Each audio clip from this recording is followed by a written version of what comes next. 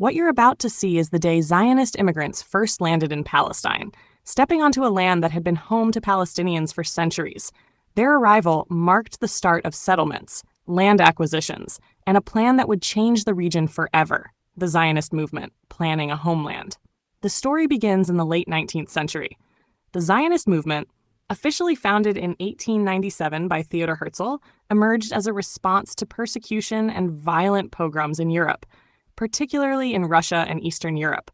Jews were facing discrimination, expulsions, and widespread violence. Herzl and other leaders argued that the only solution was a homeland, a state where Jews could live safely and govern themselves. Palestine, then part of the Ottoman Empire, was chosen because of its historical and religious significance. For Zionists, it was the ancestral homeland of the Jewish people. But it was already home to millions of Palestinians who had cultivated the land, built villages, farmed, and lived there for generations. The movement was not merely about migration or seeking safety. It was a political project, focused on buying land, establishing settlements, and creating institutions that would eventually displace Palestinians. This context is critical. It shows that the arrival of Zionist settlers was deliberate, organized, and transformative, with consequences that would echo for decades. Early Zionist immigration, first and second Aliyah. The first major wave of Zionist settlers, known as the First Aliyah, 1882 to 1903, brought around 25,000 to 35,000 Jews to Palestine. Most arrived by ship, landing in Jaffa, the main port at the time. They were mostly from Eastern Europe and Yemen, motivated by both persecution and the ideological vision of creating a homeland.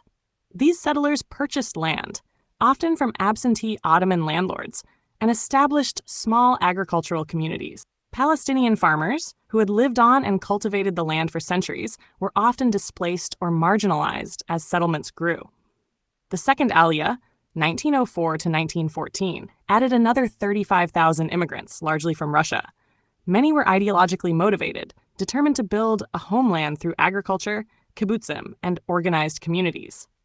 During these decades, Palestinian villages and towns began to feel the effects.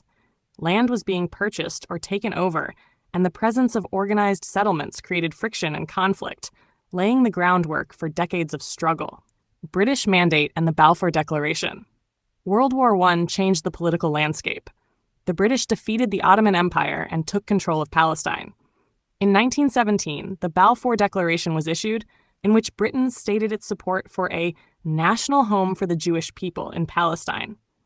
While celebrated by Zionists, this declaration came at the expense of Palestinians. Britain did not consult the local population, effectively promising land that had been cultivated and lived on for generations. The declaration provided Zionists with international legitimacy, encouraging more settlers to arrive and more land to be acquired.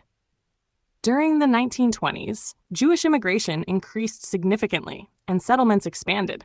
Palestinian communities resisted, but the political and military support behind Zionist settlements created an imbalance of power. This period marked the beginning of organized land acquisition, backed by international forces, which would accelerate the displacement of Palestinians. Major immigration waves and rising tensions. The decades following the British Mandate saw even larger waves of Jewish immigration. The third Aliyah, 1919 to 1923, brought around 40,000 immigrants, many inspired by the Balfour Declaration and fleeing post-World War I instability. The fourth Aliyah, 1924 to 1928, added approximately 80,000 Jews, mostly from Poland and Hungary, escaping economic hardship and anti-Semitism. The fifth Aliyah, 1929 to 1939, was the largest, with roughly 250,000 Jews arriving, many fleeing Nazi Germany. These waves created rapid demographic and political shifts. Settlements expanded, land ownership changed, and the Palestinian population began to experience widespread displacement and growing tensions.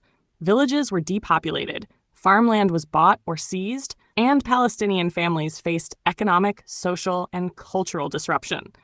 This is the period when the organized Zionist presence transitioned from immigration to settlement and state building, laying the foundation for what would become Israel. The story is not just about numbers, it's about the impact on the Palestinian people and their homeland, a story of loss and resistance that continues today. UN partition, and the Declaration of Israel. The final stage of this transformation came after World War II. The United Nations proposed a partition plan on November 29, 1947, dividing Palestine into separate Jewish and Arab states. While Jewish leaders accepted the plan, Palestinians and surrounding Arab nations rejected it, seeing it as unjust and illegitimate.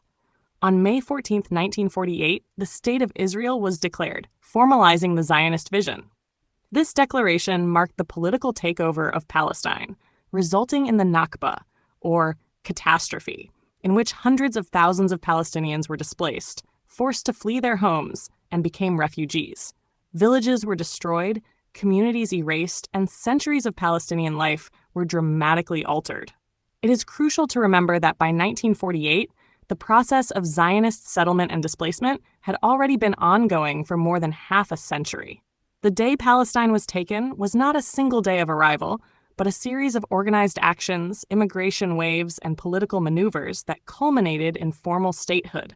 This was the day the Zionists arrived in Palestine, a moment that reshaped the land and its people. Follow Days Gone By to remember history, share the truth, and stand with Palestine.